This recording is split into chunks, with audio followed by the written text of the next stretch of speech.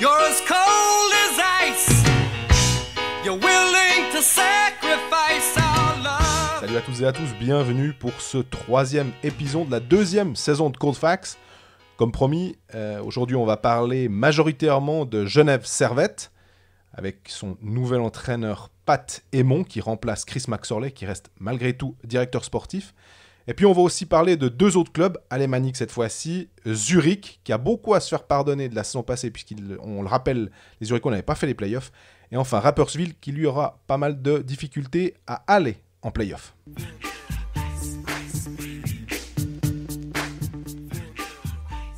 Salut Greg. Salut Jean-Fred, tu sens gentiment la pression monter à quelques jours de la reprise.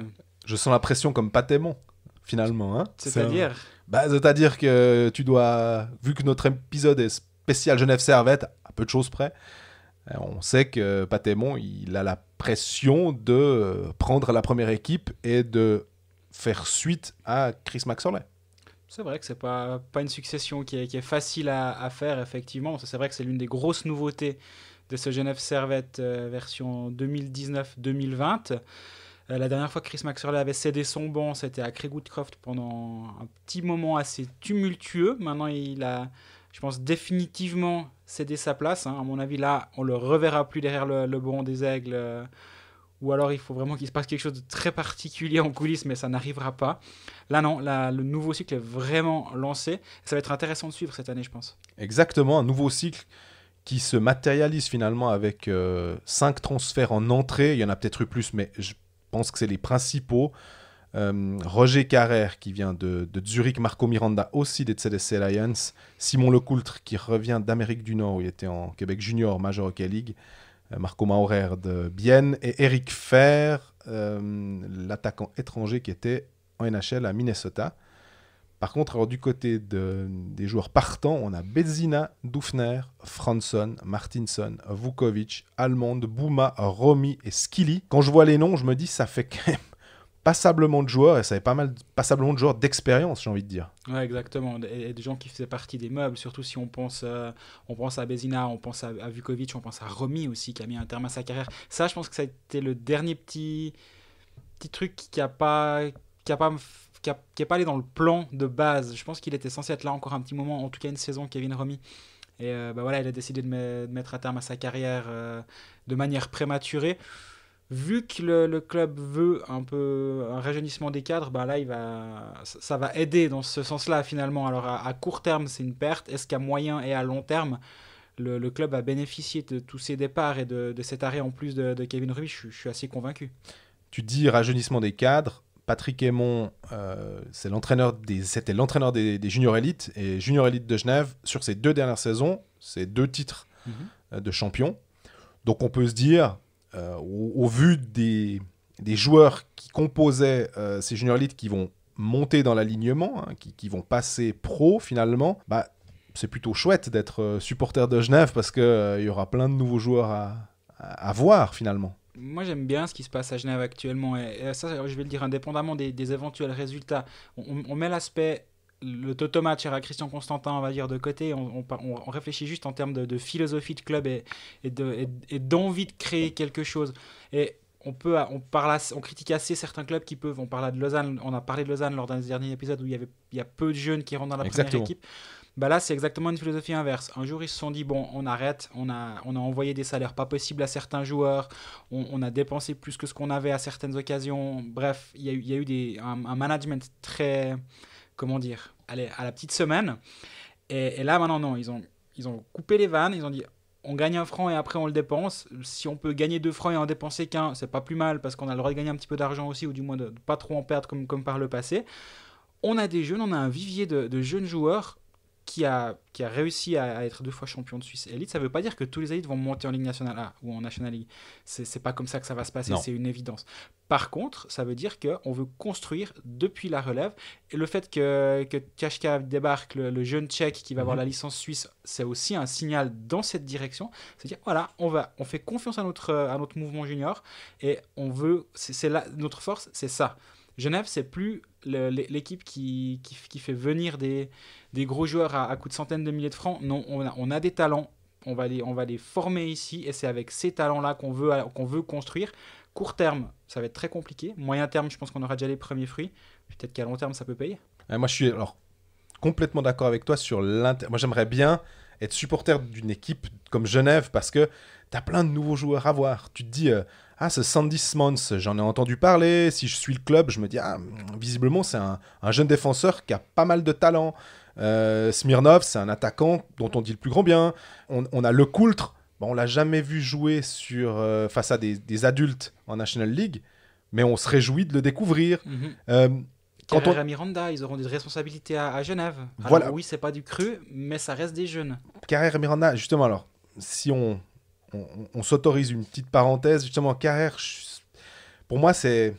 Le transfert, je dis pas qu'il est mauvais, hein, mais on en a beaucoup attendu. Parce qu'il faut savoir qu'à Zurich, c'est quand même un joueur, si je ne fais erreur, qui a commencé lors de la saison 2014-2015. Alors, il était juste dans l'effectif. Ça se trouve, il était sur le banc et il n'a pas touché la glace. Mais il a quand même fait partie des Celeste Lions pendant quelques matchs. Et ça fait que 2 saisons qu'il fait 44. Et il a déjà, tu vas me dire si je me trompe, mais il est de 90... Il est de 97. De 97, voilà. Mais ça fait déjà presque 5 ans qu'il est là. Et on s'attendait à une progression plus exponentielle ou peut-être plus linéaire que ce qu'il a fait. On parlait de lui quand même comme d'un clone de Mark Streit. Un temps, quand on vantait les mérites de la formation zurichoise et on se disait, oulala, ils ont de nouveau réussi à dégoter un défenseur capable de tenir la pointe en powerplay. Finalement, c'est plus compliqué. Peut-être qu'il réussira à le faire et à se sortir à Genève, mais je trouve que ça fait quand même maintenant un peu de temps qu'il stagne. Moi, je te trouve dur. Il a 22 ans, il est défenseur. Un défenseur, ça prend un peu plus de temps pour maturer. Il n'y a pas que des Tim Bernie et des Yanis Moser dans le championnat. Et moi, je pense au contraire que c'est un excellent pari d'avoir pris Roger Carrère. Et oui, peut-être que sa progression, elle n'est pas aussi fulgurante qu'espérée ou fulgurante que Tim Bernie ou tu as nommé Mark Streit tout à l'heure. Ça reste des exceptions. Mais c'est un défenseur qui a déjà goûté des matchs avec l'équipe de Suisse. Mine de rien, à son âge, c'est pas anodin. Et à Genève, il va bouffer de la glace. Parce qu'on rappelle quand même que l'année passée, Genève avait 2 défenseurs étrangers, voire 3 à un certain moment. Et là, il n'y en a plus qu'un. Temernes, qui... Oui, mais plus que quand même. Pour remplir un maillot, il n'y a plus que Henrik. Et non, Jean-Michel Temernes. Là, ça a intérêt d'être Henrik Temernes, sinon il y aura un problème du côté de Genève. Et je suis assez confiant d'ailleurs. Donc, là, il aura des vraies responsabilités. C'est le même cas pour Le Coultre. Bref, la vision qui est dans les bureaux genevois est on construit avec les jeunes, on leur donne toute liberté de faire des erreurs, parce que c'est ça aussi. C'est ça le principal point, à mon avis, de cette équipe de Genève. Ça s'appelle Growing Pains en anglais. En se développant, ça va être de temps en temps un peu compliqué à voir, des relances dans l'axe qui vont être compliquées, de voir des erreurs de jeunesse du coup, mais finalement c'est en faisant ces erreurs que les joueurs vont progresser. Et je pense que au fur et à mesure que la saison avance, je pense qu'on devrait voir une vraie évolution. Ça tombe bien que tu dises growing pains et puis de voir les gens évoluer. On a un entraîneur, Patémon, qui a 54 ans, mais ça va être sa première expérience en tant que head dans un club d'adultes, parce qu'il était quasiment qu'avec des juniors. Et puis mais comme il a été avec les juniors, il sait ce que c'est que de laisser les joueurs faire des erreurs. Et sans doute que la direction au-dessus de lui ne va pas lui tenir rigueur. Il aura quand même un peu plus de mou dans la corde pour avoir le droit de se tromper finalement, parce qu'on sait qu'il ne pourra pas faire non plus forcément des miracles tout le temps. S'il se développe bien, c'est super, et puis tant mieux. Mais il peut y avoir aussi des petits chaos sur la route, parce que ça peut ne pas marcher comme on veut. Pour moi, le principal point concernant Patémon, c'est qu'il est libre de travailler, en fait. Quand Craig Woodcroft est arrivé à Genève, c'était pas le cas. Pour avoir suivi d'assez près cette saison-là où Woodcroft était là, ça s'est mal passé à tous les niveaux. Woodcroft a fait des erreurs, les dirigeants de l'époque ont fait des erreurs, les joueurs, ça s'est mal passé dans tous les sens, ça a été catastrophique. Mais je suis convaincu que dès qu'il a mis le pied dans le vestiaire, Woodcroft a su qu'il n'avait aucune chance de réussir. Parce que l'ombre de Chris McSorley était beaucoup trop oppressante qu'elle ne l'est aujourd'hui. Parce que Chris McSorley, ce qu'il faut savoir, c'est qu'aujourd'hui, alors, on va rembobiner le fil. À un moment, McSorley choisissait tout à Genève. Une personne Même les tapis. de l'entourage du club me dit de temps en temps, pour rigoler, il décidait même de la sauce des burgers au bar à côté de la patinoire, pour dire à quel point il décidait de tout. Et cette phrase, c'est de l'humour, mais en même temps, c'est vrai. C'est ça qui est terrible, c'est qu'il décidait de tout, de l'alignement à la sauce des burgers. Mais maintenant, Chris McSorley, il peut encore décider des choses. C'est lui qui co-signe les contrats. Il est quand même présent dans l'organigramme, mais il est chaperonné actuellement. Et il y a Mark Gauchi qui a intégré l'alignement dont on me dit le plus grand bien. J'avoue n'avoir jamais parlé avec pour le moment, donc je peux pas juger, mais on me dit vraiment beaucoup de bien de cette personne. Tu parles de lui, pareil, qui parle parfaitement les 3 langues nationales. D'accord. Ce qui est toujours un avantage. Il me semble aussi. Et Olivier Keller intègre la structure. À terme, Goran Bezina devrait apparemment aussi intégrer cette structure. Bref, Chris McSorley, là, il est en train d'être gentiment mis dans un coin. On le garde parce qu'il y a un contrat jusqu'en 2020 et quelques, 2023, sauf erreur. Bah voilà, il faut le conserver parce qu'il fait partie des meubles et s'en séparer, c'est pas forcément une bonne chose non plus. Mais il n'a plus du tout le même impact qu'il avait il y a 2 ans quand Woodcroft est arrivé. Et donc Patrick Aymon va pouvoir travailler. Il peut travailler depuis le jour 1 sur sa saison, sur son alignement, sur ses choix. La venue d'Eric Fer, c'est un choix de Patrick Aymon. Ce n'est pas un choix de la direction sportive. C'est lui qui voulait ce profil-là. Alors le nom, après, c'est pas à lui d'aller chercher. Mais par contre, il définit son profil. Et ça, c'est hyper important de s'en rendre compte. C'est pas un homme de paille, Patrick Aymon, qui a été placé là pour faire bien, pour faire joli. Ah, on met l'entraîneur des jeunes, c'est bien. Non, je crois vraiment qu'il fait partie de cette vision à moyen et à long terme.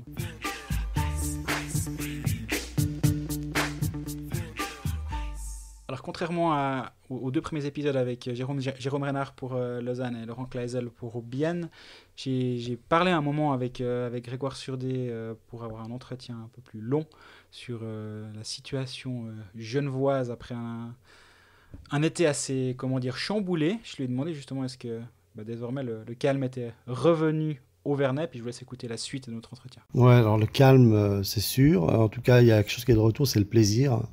Les sourires sont de retour sur tous les visages. Donc ça, c'est plutôt très positif. C'est un peu le premier bilan de la préparation. Les joueurs répètent assez facilement qu'ils ont vraiment retrouvé le plaisir de se rendre à l'entraînement, le plaisir de jouer.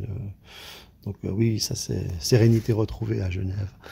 La présence de Chris McSorley, toujours là en tant que directeur sportif, il a quel rôle maintenant ? Il est encore tranquille pour travailler ? Il faut voir la situation comme ça. Il y a une commission sportive qui a vraiment été créée, mise en place déjà un peu l'année passée, mais qui est vraiment rentrée en vigueur et puis en action cette année. Ça veut dire que Chris McSorley, il peut plus prendre une seule décision maintenant tout seul. C'est vraiment terminé. La commission sportive, elle est composée de Chris McSorley, de Mark Gauchi et d'Olivier Keller. Et vraisemblablement, un des membres du board va s'y joindre. On ne sait pas encore lequel, vraisemblablement le président, c'est celui qui connaît un petit peu quand même mieux le hockey. Qui dit commission, dit travail en commun, puis on sait que Chris McSorley, c'est pas la personne qui travaille le mieux quand il est chapeauté, quand il doit rendre des comptes. Il a été très très efficace par le passé quand il avait les pleins pouvoirs. Donc, le rôle de Chris, il est encore réel, c'est pas une marionnette. Il prend encore des décisions, mais il les prend plus seul. Alors, est-ce qu'il est aussi efficace qu'avant ? L'avenir nous le dira. Mais on sent qu'il y a une phase de transition. On commence à préparer l'après Chris McSorley, dont le contrat se termine en 2023. Donc voilà, Genève s'y prend à l'avance. Et puis l'arrivée d'un gars qui connaît super bien le hockey, c'est Mark Gauchi. J'ai eu l'occasion de lui parler à la conférence de presse d'avant-saison. Il est impressionnant. Il connaît vraiment très très bien le hockey, pas seulement en Suisse. Il déniche des talents avec des doubles passeports, des joueurs qui sont passés par des filières de formation en Suisse comme le Tchèque Petr Tchachka. Il faut dire Tchachka, paraît-il. Et ça c'est un premier coup de Mark Gauchi qui a beaucoup fait pour faire signer ce jeune joueur, qui sera suisse dès la saison prochaine. Voilà, c'est Mark Gauchi, on sent qu'il se profile un petit peu gentiment comme l'homme, entre guillemets, fort de la cellule un peu sport de Genève Servette. Mais ce ne serait pas étonnant à long terme que son rôle prenne un peu plus d'importance.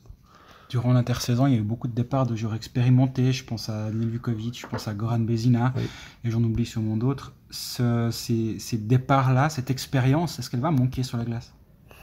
Alors, le Le coach est persuadé du contraire. Bon, il pourrait difficilement aussi dire que son équipe s'est affaiblie. Est-ce que la jeunesse, la vivacité peut compenser des centaines de matchs de Ligue nationale? Je suis pas sûr à tous les niveaux. Après, si on prend la défense, c'est surtout la défense qui fait un petit peu peur à certains. Il faut noter le départ de Goran Bezina, qui a été bon la saison passée à partir du mois de février. Il faut noter le départ de Daniel Vukovic, qui a été blessé en fin de saison. Et voilà. Moi, je pense que le plus gros départ, c'est Johan Franson, qui a fait une grosse saison. Alors lui, il n'a clairement pas été remplacé, mais de toute façon, il n'aurait pas été remplacé parce que le coach, il voulait partir avec 3 étrangers en attaque. Ça, c'était son plan. Et le défenseur étranger intouchable, c'est évidemment Henrik Tom Ernest. Donc si on prend du poste pour poste, on peut dire que la vraie perte, c'est Daniel Vukovic, dans sa capacité à se coucher sur les pas, comme on dit, puis peut-être son leadership dans le vestiaire. Maurer est arrivé, il devrait remplacer a priori un peu dans ce rôle de vieux grognard, de guide pour les jeunes. Maintenant, il faut voir si des Lecoultre, des Guébet vont pouvoir apporter autant à plusieurs qu'un apporté un Vukovic à lui tout seul. Tu dis c'est le plan du coach de partir avec 3 attaquants étrangers. Donc ça veut dire que le coach peut vraiment travailler librement, ce qui n'a pas toujours été le cas pour Krikoudkov notamment. Ouais. Non, alors franchement, d'avoir discuté un petit peu avec les dirigeants, vraiment le coach, il décide sa façon de jouer là. Je veux dire, il y a pas photo. On n'est plus du tout dans la même situation post-crise avec Woodcroft aux commandes. Déjà le contexte a changé, le club a changé de propriétaire. L'actionnaire, il veut travailler avec les jeunes. C'est un choix extrêmement positif. C'est un vrai choix. C'est pas une contrainte financière. Il exclut que la fondation 1890 rentre dans la surenchère des salaires. Il y a une vraie réflexion sur l'utilisation de la relève qui a été mise en place depuis longtemps. Ils en retirent les fruits maintenant avec cette génération double championne suisse des juniors élites. C'est pas une question financière. On sait que la fondation, elle a de l'argent. On sait qu'elle pourrait payer très très cher si elle le voulait, mais elle ne le fera pas. Elle ne le fait pas au foot, elle ne le fera pas au hockey. Et je crois que c'est ce projet-là sur lequel les dirigeants devraient vraiment mieux communiquer. Ça permettrait peut-être aux supporters de se faire un petit peu moins de soucis pour cette saison qui va être peut-être un petit peu difficile, effectivement, parce qu'il y aura beaucoup de jeunes. Ce sera l'équipe la plus jeune de la Ligue. Mais lorsqu'on s'inscrit dans une perspective à long terme, je pense que la situation sportive, pas les infrastructures, moi je trouve que la situation sportive de Genève, elle est beaucoup plus rassurante que celle d'un club comme Lausanne, par exemple, qui a aucune vision d'avenir, hormis celle d'acheter des joueurs. Quoi. Qui dit jeunesse dit erreur de jeunesse. Est-ce que c'est compatible avec une place en play-off en fait? Qu'est-ce que tu attends de cette saison de Genève Servette? J'attends une saison à la Hongrie de l'année passée avec un coach jeune qui vient des juniors élites, puis dont le message passe super bien auprès de l'équipe pour l'instant. Alors oui, ça va être compliqué parce qu'il y aura forcément beaucoup d'erreurs. J'ai discuté avec des joueurs là, en préparation, ils font énormément d'erreurs encore, ils en font beaucoup trop. Mais il y a quand même une bonne base de vétérans. Je dirais que la clé, pour moi, elle se situe dans la génération des joueurs qui vont entre 23 et 30 ans. Je pense à Florent Douet, Noah Rod, ils sont encore un ou deux dans ce cas-là, même Tim Kask a juste 30 ans. Et c'est ces joueurs-là, à mon avis, qui vont pouvoir faire basculer la saison. C'est-à-dire si ces joueurs-là franchissent un palier, deviennent des leaders, ce qu'ils n'étaient pas encore véritablement, Genève peut faire une très belle saison et terminer aux alentours de entre la 6e et la 9e place. Quoi. Maintenant, si ces joueurs-là se blessent ou n'arrivent pas à franchir un cap, ça va être compliqué parce que voilà, il y a quand même beaucoup de jeunes. Au niveau des étrangers, je pense que les 4 étrangers sont très très intéressants. Tom Ernest, c'est l'assurance tout risque en défense, il va accumuler les minutes de jeu, il n'y aura pas de souci de ce côté-là. Et Eric Fer, Noah Rod me disait c'est un faux lent. Alors, effectivement, il semble lent, mais c'est un faux lent. Avec sa grande canne, il va beaucoup gêner, il va en mettre des buts. Et puis les 2 autres, on les connaît, on les a connus un peu par intermittence, ils ont été blessés, mais ils brillent en préparation. Tommy Wingels, il a tout pour devenir le sniper de la Ligue. Quoi. Je veux dire, donc au niveau des étrangers, c'est bon. Puis la dernière inconnue, ça sera les gardiens, avec un duo de gardiens très compact, sans doute un des plus compacts de la Ligue. Et voilà, si Robert Mayer, il commence la saison comme il l'a terminée, puis qu'il poursuit là-dessus, ça peut être un gros plus, quoi. Car il a fini presque en mode NHL, quoi, en play-off contre Berne et toute la fin de saison aussi pour la qualification en play-off. Donc voilà, c'est un peu c'est un peu toujours la même chose, hein, les prédictions d'avant-saison. Mais c'est vrai que l'équilibre à Genève tient à pas grand-chose, quoi. Donc, ça peut basculer dans le très bon. Et puis, j'espère que ça basculera pas dans le très négatif, parce que les gens doivent comprendre que cette équipe est jeune, elle a du talent, et que voilà, elle peut aussi, une fois, ne pas aller en play-off. Il faut l'accepter, et puis se persuader que ce groupe, il a un avenir à 3-4 ans qui peut être assez exceptionnel. Tu parles des jeunes, un joueur à suivre pour nos auditeurs. Alors, Denis Smirnov, on a beaucoup parlé de lui déjà la saison passée, il était meilleur compteur des juniors élites, il a fait la préparation déjà l'année passée, mais il n'entrait pas en ligne de compte parce qu'il n'était pas encore suisse. Cette année, il est suisse, il a une licence suisse. Il a fait une superbe préparation, il est aligné en powerplay, donc en jeu de puissance, il a été blessé dans un match amical en Allemagne, mais il va bien, il va commencer la saison, et Patémon disait qu'il faisait typiquement partie de ce genre de joueur qui s'est un peu faufilé dans l'alignement, qui n'était pas prévu. Il était plutôt pressenti du côté de Sierre pour accumuler les minutes de jeu, mais il est tellement bon, il a tellement une capacité de patinage exceptionnelle au-dessus de la moyenne que jusqu'à présent, il a gagné sa place. Donc il devrait commencer la saison et il peut en surprendre plus d'un.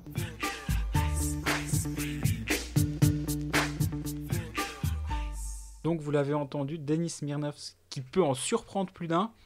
Il est à 1,00 sur OK Manager. Voilà, c'est une petite parenthèse OK Manager qui est pas perdu. Quel coquin, là. Il met des petits insiders. Après, faut quand même voir. Moi, je veux bien. Ces matchs de préparation, j'ai tendance à dire, quand même, regardons le 13 septembre, où il est l'alignement, est-ce qu'il joue le powerplay, etc. Hein. Non, mais si le 13 septembre, il sert les saucisses à Sierre, moi je le garde quand même parce qu'il coûte 1,0. Et tu sais jamais comment ça peut évoluer. Très bon enchaînement. Les saucisses à Sierre, parler de Sierre, pas pour leurs saucisses, mais pour leur club de Swiss League, partenaire avec Genève. Ça aussi, c'est quelque chose. On parlait de l'émergence de certains juniors, leur qualité, leur capacité de développement. D'avoir un club, on le voit depuis je sais plus combien d'années avec les Gatesec Alliance, mais ça doit bien faire une vingtaine d'années. Zug Academy, les Tichin Rockets dans une moindre mesure, mais Zug Academy aussi qui arrive à sortir des jeunes. D'avoir Sierre comme partenaire véritable où tu peux envoyer des joueurs comme Heinemann, comme Maillard, comme Arnaud Ria, comme Patry, comme peut-être Smirnov Smans. Moi, je trouve super intéressant d'avoir ça parce que quand tu as un joueur qui est juste un peu limite, puis tu veux lui donner du temps de glace, tu veux lui donner des responsabilités, d'avoir cette possibilité en Valais, c'est hyper intéressant. C'est pour ça que c'était crucial lors de la finale Valaiso-Valaisanne du championnat de MySports League entre le HC Sierre et le HC Valais, que Sierre monte pour Genève. C'était crucial parce que ces joueurs qui vont avoir la chance d'évoluer en Swiss League, c'est quand même un niveau en dessus de la MySports League qui est déjà une très bonne ligue, il y a un vrai bon jeu, il y a un vrai niveau dans cette ligue. Mais là, monter en Swiss League, il y a encore un meilleur niveau, et tu disais justement les joueurs vont pouvoir acquérir des responsabilités là-bas. Moi, il y a un exemple qui est pour moi assez frappant, c'est Andrea Glauser par exemple. Si on pense à un autre club, Fribourg le Parc, une année à Turgovie, il va jouer ses 32 matchs là-bas. Après, dans la foulée, ça s'est moins bien passé avec lui vu qu'il a signé à Langnau. Mais si on réfléchit juste en termes de développement du joueur, il était barré à Fribourg. Il va à Turgovie, 32 matchs, il joue powerplay, il joue boxplay, il gagne sa place dans cette ligue-là. Il joue beaucoup de temps de glace. Il revient, c'est un joueur qui est beaucoup plus complet à l'étage supérieur. Puis en haut, il fait une saison complète à Fribourg derrière. Pas joué autant que lui espérait et peut-être que lui méritait, si ça se trouve, à cette saison-là. Pas un hasard s'il est parti. Mais du coup, ce temps de glace gagné en bas, il est vraiment utile pour ces joueurs. Et moi, je pense que certains devraient, en tout cas, j'espère qu'ils vont avoir l'intelligence les joueurs de comprendre que s'ils sont envoyés à Sierre, c'est pas qu'ils sont mauvais, ou c'est juste qu'ils vont progresser là-bas, ils vont avoir des responsabilités. C'est aussi un travail qui doit être fait par le club pour l'expliquer, pour montrer la vision qu'ils ont sur chaque joueur à court, moyen et à long terme. Si tu envoies Arnaud Ria à Sierre, c'est pas parce qu'il est pas assez bon pour la National League. On a vu l'année dernière qu'il avait à terme, en tout cas, sa place dans cette ligue. Est-ce qu'aujourd'hui, il est barré par d'autres joueurs et donc va jouer la première ligne à Sierre? Ça peut être que bénéfique. Et complètement. Parce que à Genève, à un moment, si tout d'un coup, tu joues une place en play-off, que c'est serré, je peux pas en vouloir à Patémon de plutôt faire jouer des garçons qui ont de l'expérience. Et puis, pendant ce temps, tu vas développer des joueurs comme Guillaume Maillard, comme Arnaud Ria, à l'étage inférieur. Peut-être qu'ils vont marquer 2 buts pendant un match, peut-être qu'ils auront un total de points forcément qui sera assez intéressant. Et puis, ils jouent contre des adultes, ils jouent contre des hommes. La Swiss League, c'est aussi tu disais avant, MySports League, un bon niveau. Hein. La Swiss League, forcément, un niveau qui est très intéressant. Quand tu dois aller faire un mardi à Turgovie ou aller jouer à Langenthal, enfin, ça sera jamais facile de toute façon pour Même ces un joueurs-là. vendredi à Langenthal, je crois que c'est pas facile. Mais oui. Pas que le mardi. Et tu les récupères au cours de saison, peut-être, parce que tu auras immanquablement un blessé. Et finalement, tu peux l'intégrer peut-être dans un top 6. C'est peut-être présomptueux de ma part hein, d'imaginer qu'un Ria ou qu'un Maillard peut intégrer le top 6. Mais tu as un joueur qui sait ce que c'est que d'avoir des responsabilités. Moi, j'aime bien Guillaume Maillard, justement, dans cette équipe de Genève. Et je trouve depuis que je suis le club, et c'était quasi à chaque fois par Chris Maxwell, mais je trouve qu'il est souvent pas très bien utilisé, ce joueur. Et j'espère que cette saison, que ce soit d'abord à Sierre, d'abord à Genève, peu importe, mais j'espère qu'il sera mieux utilisé. Parce que je pense qu'il a un vrai potential.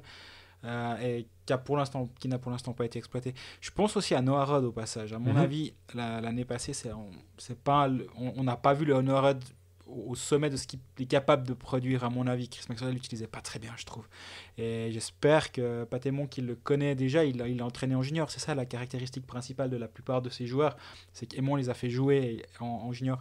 Il a obtenu leur respect lorsqu'il était leur coach en junior, et je pense que cette transition là elle est assez facile finalement pour le coach, et donc ça va rejaillir sur toute l'équipe. Moi, il y a un thème sur lequel j'aimerais bien t'entendre, c'est les gardiens. Oui. Pour planter le décor, l'année passée, Gauthier Desclous joue 30 matchs de saison régulière, et il en laisse une vingtaine donc à Robert Maillard, qui a commencé la saison avec un pépin de santé, on se rappelle. Fin de saison, donc il a joué la majorité des matchs, Desclous. Fin de saison, Maillard reprend la place, il fait des playoffs hallucinant contre Berne. Si ça va en 6, c'est aussi parce que Maillard avait été très très bon. Oui. C'est qui ton gardien entre les poteaux, match numéro 1 à Langnau? Si tu joues la main chaude, on va dire, et que tu reprends le calendrier de la saison dernière, tu pars avec Robert Maillard. Mais aussi Desclous, c'est ton gardien peut-être pour le futur. Moi, je pense quand même Robert Maillard, finalement, au départ, aussi pour lui montrer que tu comptes sur lui et pas peut-être se créer un problème dès le départ en faisant de Gauthier Desclous ton titulaire. Si après, sur la glace, Gauthier Desclous se révèle être meilleur et plus fort que Robert Maillard, aucun problème à mettre Gauthier Desclous, mais peut-être qu'au départ, pour le message que tu envoies, Robert Maillard. Et toi ? Ouais, je suis de cet avis aussi.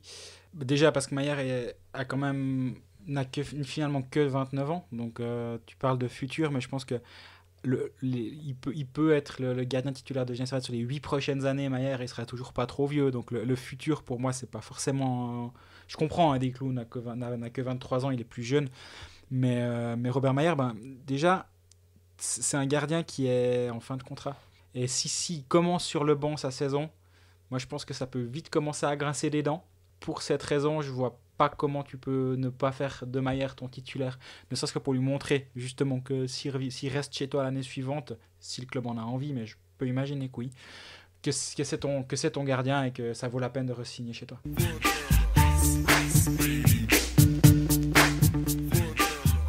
Et puis si on reprend ce que dit Grégoire sur le joueur à suivre, la question que tu lui as posée, lui il voit Smirnov, effectivement, Smirnov ce sera quelqu'un d'intéressant à suivre.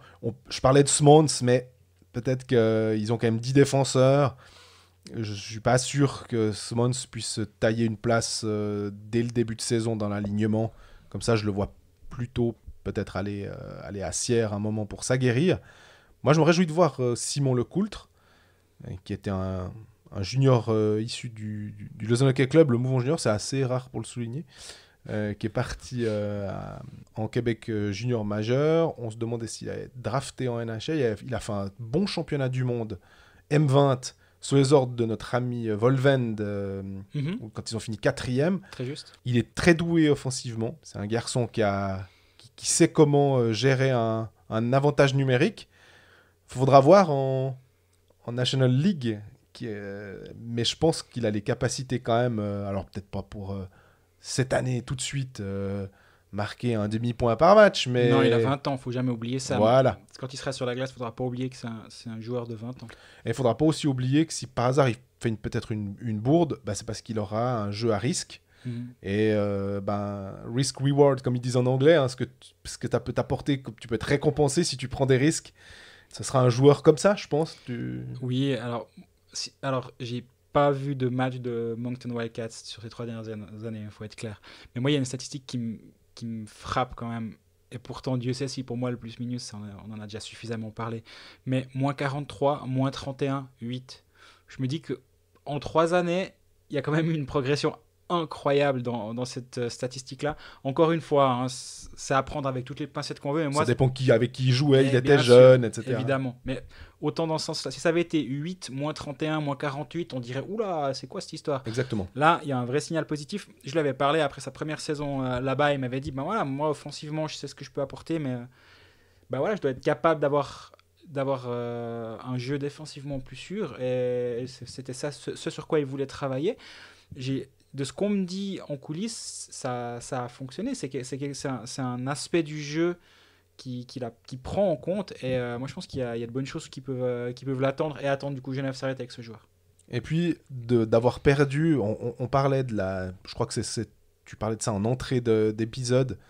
Il y a quand même pas mal de joueurs qui sont partis avec de l'expérience. Bézina, Vukovic, Romy, Almond aussi, Franson. Est-ce que tu penses que quand ça va peut-être aller un petit peu moins bien avec tous ces jeunes aussi, est-ce qu'il ne va pas manquer un peu dans le vestiaire de ces tronches qui peuvent se lever et puis dire « Bon, maintenant les gars, on y va ».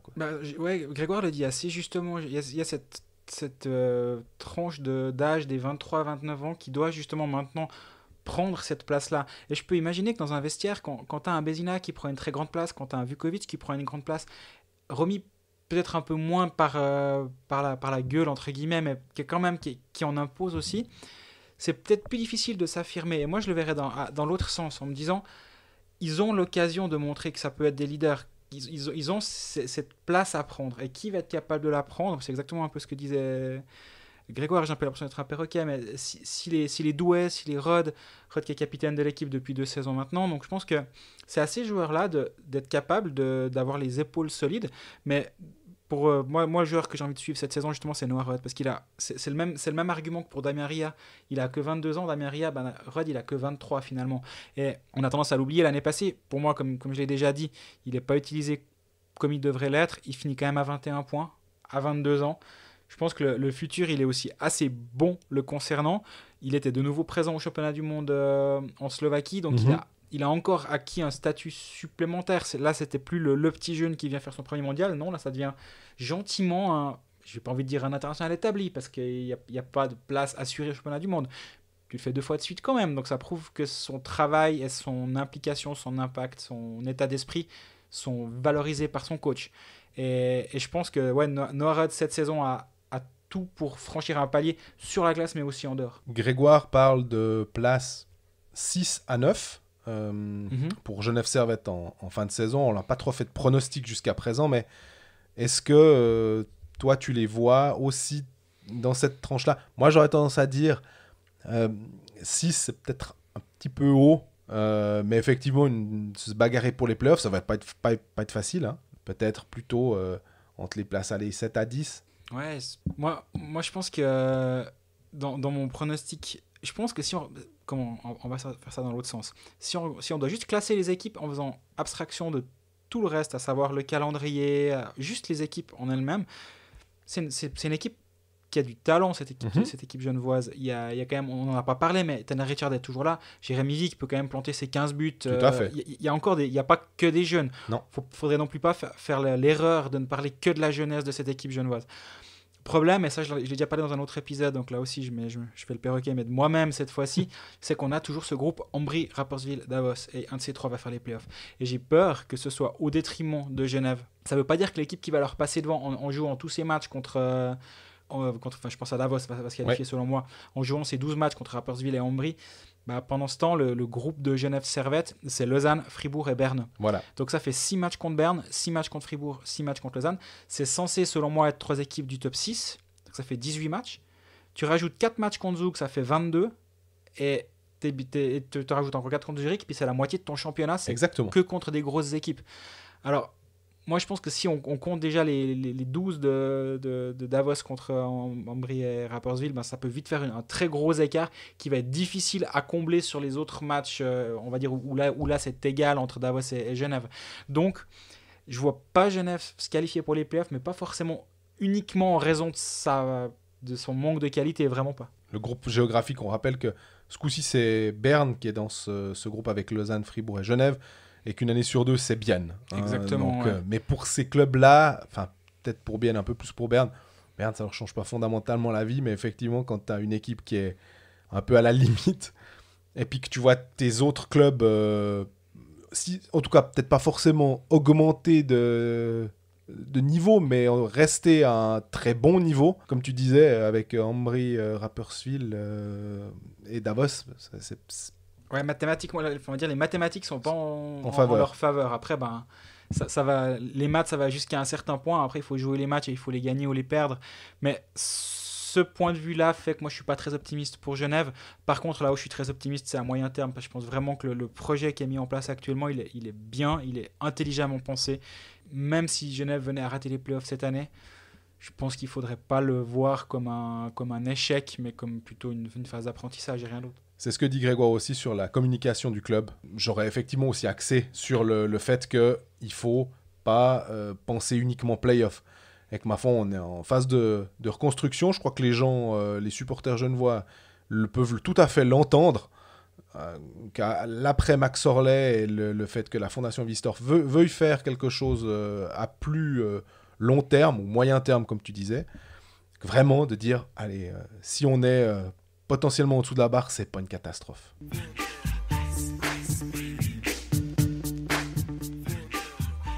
Alors après Genève, on passe à un autre pôle économique du pays, le plus important, Zurich. Zurich, si on reprend les transferts, en entrée, c'est Dominique Diem, c'est Marco Pedretti, les deux de Bienne, c'est Garrett Rowe de Zug, c'est Dario Troutman de Lausanne, c'est Kruger qui arrive de NHL. Marcus Kruger. Et Marcus, ouais. Ouais, c'est vrai qu'on peut se confondre avec celui de Berne. Et puis Axel Simic, l'ancien junior lausannois. En sortie, on a Carrer, Klein qui a arrêté sa carrière. Jérôme Barofner qui est parti à Zug. Tchervenka qui est parti à Rapperswil. Miranda, on en a parlé. Moore, l'étranger. Et puis Herzog, on en avait parlé avec lorsqu'on a fait l'épisode sur Davos. Qu'est-ce qu'elle te... Enfin, puis le plus gros transfert, on va dire, si je puis dire, c'est Richard Grönborg, l'entraîneur, 51 ans, double champion du monde avec la Suède.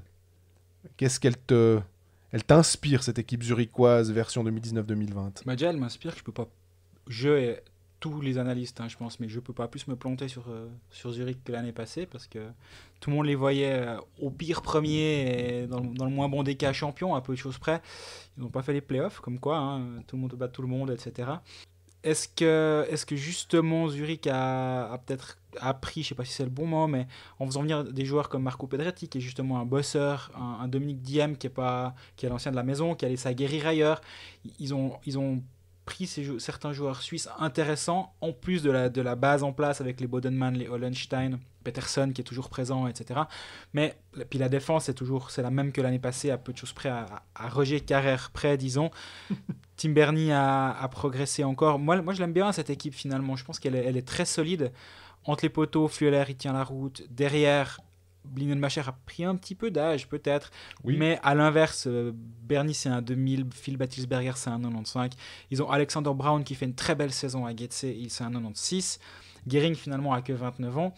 C'est un mix qui est assez réussi, j'ai l'impression, entre jeunes joueurs en développement et joueurs un petit peu plus expérimentés. Et au niveau des étrangers, moi j'aime beaucoup l'apport de Marcus Kruger. Si Grönborg le fait venir, c'est sûrement pas un hasard. Le joueur, il débarque de NHL, il a de nombreuses années d'NHL dans les pattes, donc je pense qu'il peut vraiment amener quelque chose. Offensivement, certes, mais défensivement aussi. Et je pense vraiment que ça peut être l'aspect le plus sous-évalué de ce joueur.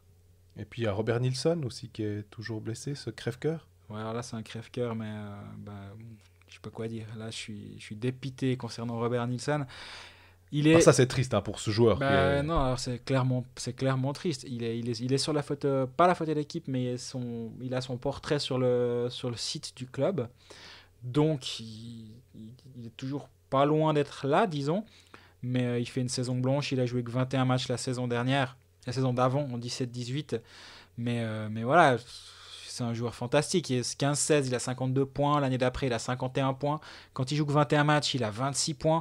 Il a plus d'un point par match en Liga et sans trembler. Donc, c'est vraiment un gâchis pas possible de ne pas avoir ce joueur pour le fan de hockey de base, on va dire, et puis pour Zurich, forcément. Zurich, d'ailleurs, je vois qu'ils ont pas passablement de joueurs qui sont en fin de contrat en 2020.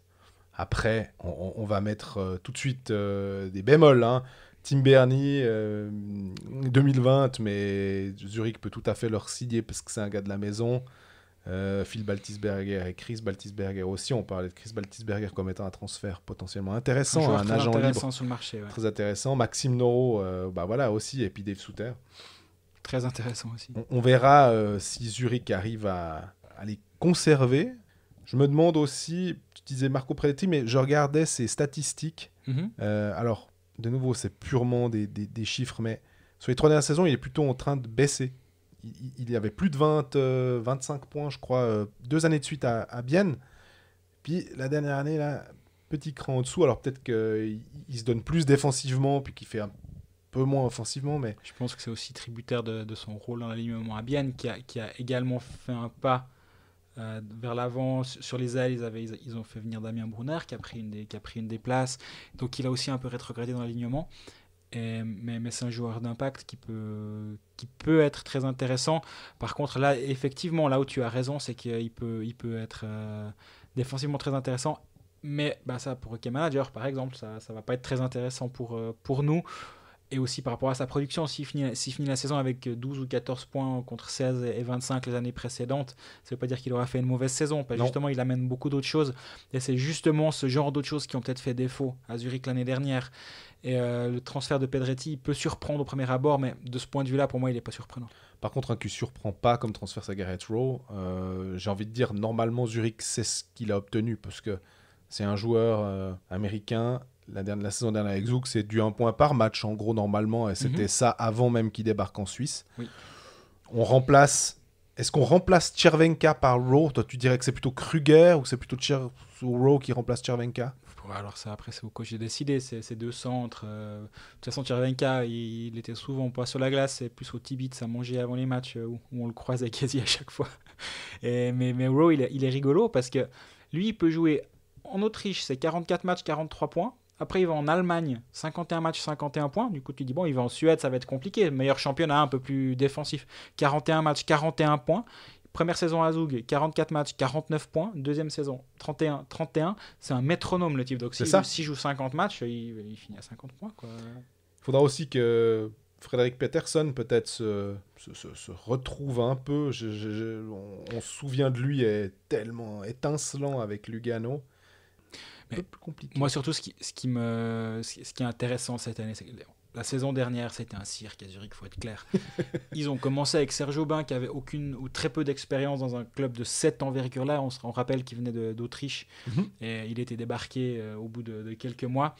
Dans la foulée, le président Frey, qui est un ami et un admirateur d'Arnaud Delcourteau, s'est dit « Oh, mais super Arnaud, ça va être génial derrière notre banc, grande idée ». C'était super, ça a fait parler de Zurich pendant 3 semaines comme peut-être jamais, et pourtant ça en a parlé, mais Delcourteau à Zurich, c'était tellement un highlight de la saison de beaucoup de journaux et de beaucoup de journalistes. On rappelle donc la caméra, l'Arnaud Cam sur MySports, le match focusé sur Arnaud Delcourteau. Bref, c'est dire à quel point la glace n'a pas eu une importance démesurée l'année dernière. Là, je pense qu'avec Rikard Grunborg derrière la bande, ça risque d'être un poil moins rigolo. Maintenant, on en avait parlé pour Christian Volvend, d'être un entraîneur de sélection et d'être un entraîneur de club. À voir, parce que c'est un entraîneur qui a fait toute sa carrière ou presque dans la fédération suédoise. Il a gravi des échelons, moins de 18, moins de 20, la sélection A. Il a gagné 2 titres mondiaux avec les grands. Très bien, magnifique palmarès, magnifique CV, mais aucune expérience dans un club. Ouais, on va dire il y a eu une petit intermède en 2011-2012 à Bayern Fans IF, je sais pas si je le prononce juste, hein, il était assistant en 2e division suédoise. Sinon, il faut remonter Spokane Chiefs, il était assistant coach là aussi, il n'était pas head, 2004-2005. Donc, et puis après, c'est de la AWHL. Alors, moi, le niveau, là, je dois dire que je ne sais pas ce que c'était. Et on est, à l'époque, il y a quasi 20 ans. Donc, il n'avait pas encore la barbe, ouais. Ouais, c'est ça. Mais à part ça, je l'ai eu en interview, un homme très gentil qui a l'air d'être tout à fait capable. C'est quoi sa vision, du coup quand tu parles avec lui, de quoi... Moi, je lui ai demandé... Qu'est-ce qu'il faut s'attendre? Je lui ai demandé c'est quoi ton style de hockey, et il m'a dit c'est d'être structuré défensivement, mais quand même de laisser de la liberté à mes joueurs. Alors, de nouveau, sur le papier, c'est très bien, hein, parce que je pense que c'est à peu près ce à quoi tout entraîneur tend, c'est-à-dire d'essayer de prendre assez peu de buts parce qu'on est solide derrière comme Heinz Ehlers, et puis devant de pouvoir jouer à la Tormenon. Si je prends un entraîneur qui est qui laisse beaucoup jouer ses garçons. Le tiki-taka, comme l'avait écrit mon collègue Cyril Pache l'année dernière en cours de saison du HCBN. Exactement. Après, quand tu es coach de la Suède et puis qu'on te donne, si ce n'est les meilleurs joueurs éliminés en NHL, mais tout du moins une belle brochette de joueurs tout à fait capables, puis qui savent comment rentrer dans le moule quand ils sont en Suède, peut-être pas en mission, mais en tout cas vraiment très bons. Ouais, je pense que c'est pas la même chose. Hein. Là, tu dois quand même composer avec des joueurs. Zurich a un très très bon contingent. Faut pas me faire dire ce que j'ai pas dit, mais bah forcément, l'un de l'autre, tu prends une sélection avec quasiment les meilleurs. Et là, il faut composer avec les blessures, le train-train quotidien. C'est ce dont tu parlais, quoi. Exactement, ouais, mais t'en attends quoi de cette équipe? Playoff cette année, quand même. Oui, quand même, mais ce sera peut-être pas aussi simple que ça. Est-ce que ça sera top 3? On a tendance à se dire... On a appris de nos erreurs. Comme tu disais, hein, on le voyait premier ou champion. Là, il doit reconstruire quelque chose. Mais par contre, ce qui est sûr, c'est qu'il y a une surface financière telle là-bas que s'il y a un problème, bah, ils peuvent agir quand même. Ils peuvent dégoter un étranger qui arrive en cours de saison ou peut-être faire une offre. Je dis n'importe quoi, évidemment, c'est pas... mais si Andrighetto, tout d'un coup, en Russie... ça va pas trop, même son contrat, il a un contrat d'1,5 million, je crois, à peu près. Si ça va pas, bah lui, c'est un Zurichois. Est-ce qu'il pourrait revenir et il reviendrait à Zurich? Ça me surprendrait pas, par exemple. T'ajoutes un joueur qui est quand même assez capable. Ouais, moi je pense que cette année, je vais mettre Zurich dans le top 3, à mon avis, parce que devant le but, c'est solide. Derrière, il y a quand même une vraie défense. Devant, il y a du talent sur, en tout cas, 9-10 postes, où il y aurait des vrais joueurs capables de faire la différence quasi à eux seuls. Donc il y a de quoi faire dans cette équipe. Puis pour parler d'Andrighetto, petit crochet par Omsk, 2 matchs, 2 points. Ça commence pas mal pour lui, mais attendons à voir comment ça continue.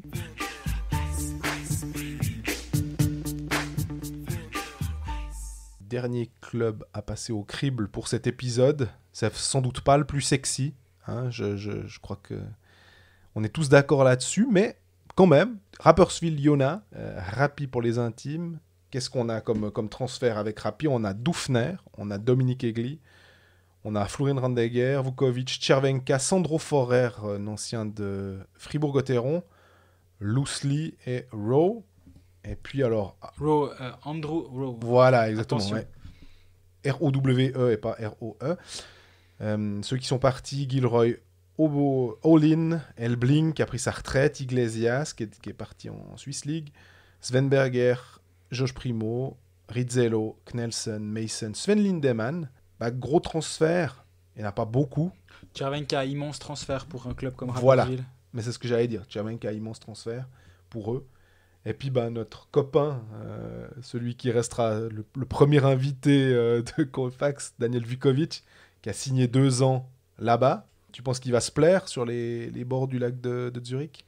Alors, en tout cas, pour la vie, je suis sûr que oui. Sur la glace, en tout cas, il a des responsabilités.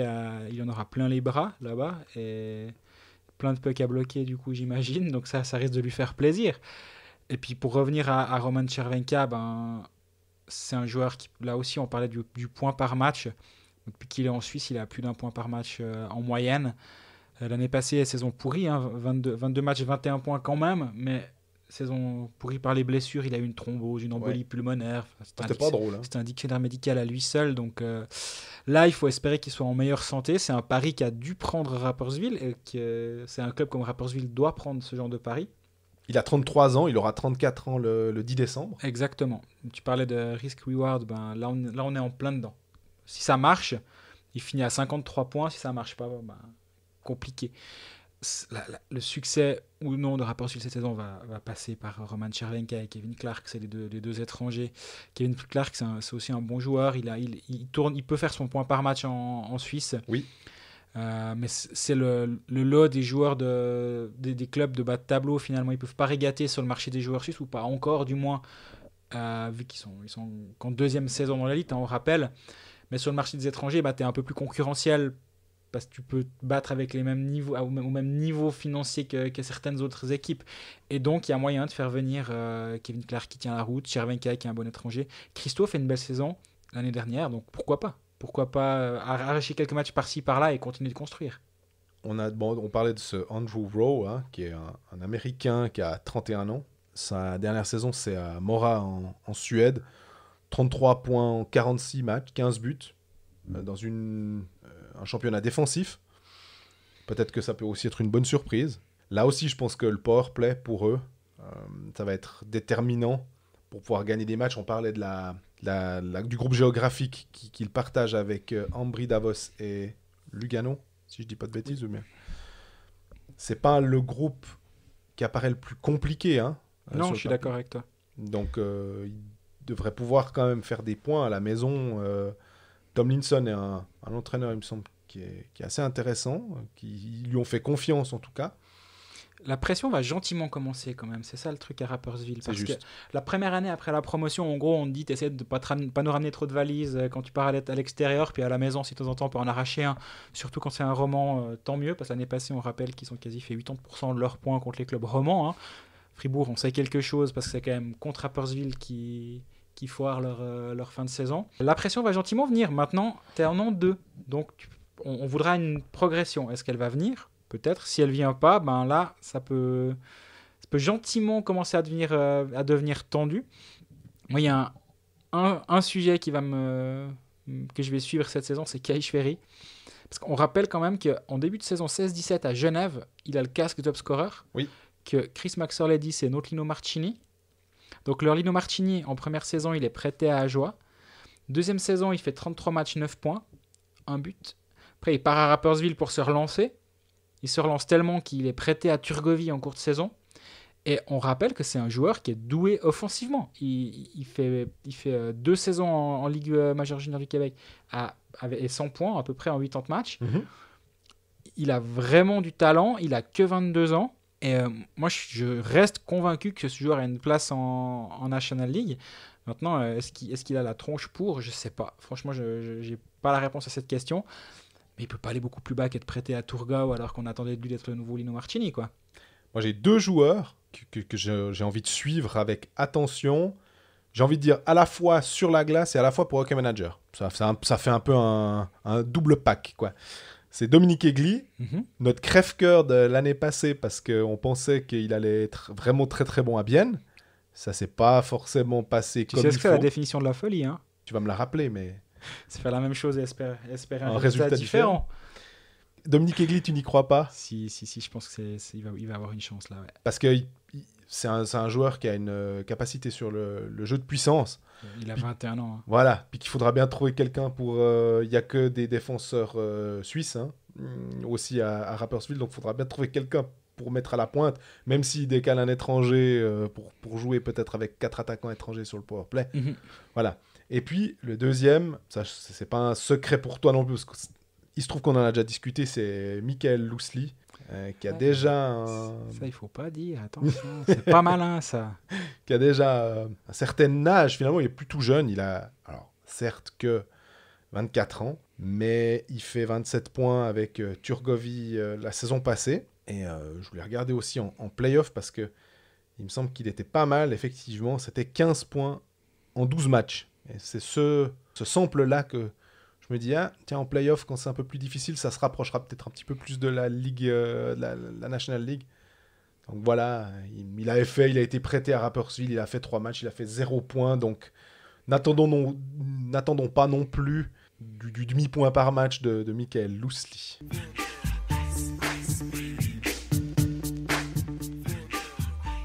Voilà, on arrive au bout de ce 3e épisode de présentation. Il n'en restera plus qu'un où on va se pencher principalement sur Fribourg-Gotteron jeudi.